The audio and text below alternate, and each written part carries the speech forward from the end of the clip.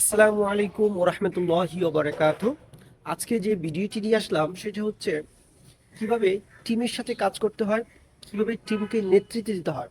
কারণ আপনি যদি আপনার টিমকে যদি এগিয়ে নিতে চান, আপনার কেরিয়ারটাকে যদি 10 গুণ বৃদ্ধি করতে চান, তাহলে আপনাকে টিমের সাথে কাজ করতে হবে এবং টিমকে কিভাবে নেতৃত্ব দিতে হবে সেই বিষয়টা জানতে হবে। টিম ওয়ার্ক আসলে কি?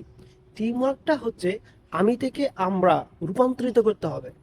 একক সফলতা থেকে আপনার যৌথ সফলতাকে প্রাধান্য দিতে হবে। টিমের মধ্যে বিশ্বাস ও সমন্বয় তুলতে হবে।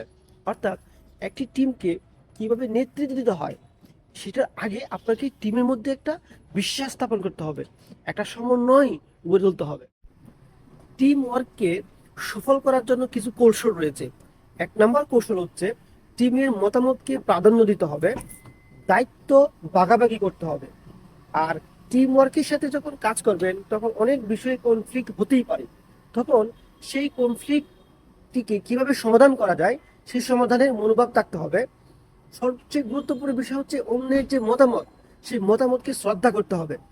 এমনকি শুধু নিজের মধ্যে নিজেকেই শুধু ক্রেডিট নিতে হবে এরকম না, আমি ক্রেডিট নিব এরকম না, অন্যকেও কন্ট্রিবিউশন দিতে হবে। তাহলে আপনার টিমকে ভালোভাবে কাজ করাতে পারবেন। টিম মেম্বারের মধ্যে যিনি নেতৃত্ব দিবেন, যিনি নেতা থাকবেন, তার কিছু গুণ থাকতে হবে। প্রথম গুণটা হলো সমস্যা সমাধানের সাহসিকতা দেখাতে হবে। 2 নম্বর গুণ হলো একটি টিমের মধ্যে অনেক কাজ করার প্রয়োজন হয়, তখন তার মধ্যে ধৈর্য, সহানুভূতি থাকতে হবে। এটা সবচেয়ে বড় গুণ, আপনার ধৈর্য থাকতে হবে।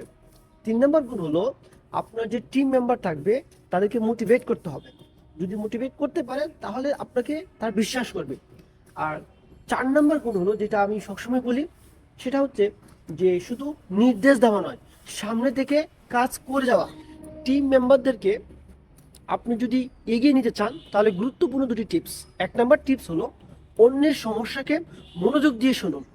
2 নম্বর হচ্ছে নিজেকে নিজের ভুল স্বীকার করুন। নিজের ভুল স্বীকার করলে আপনার সম্মান বাড়বে, কমবে না। সর্বশেষ একটি কথা বলতে চাই, সেটা হচ্ছে টিম ওয়ার্ক ও নেতৃত্বের গুণ যদি আপনার মধ্যে থাকে তাহলে প্রত্যেক জায়গায় আপনি নিজেকে 10 ধাপ এগিয়ে রাখতে পারবেন।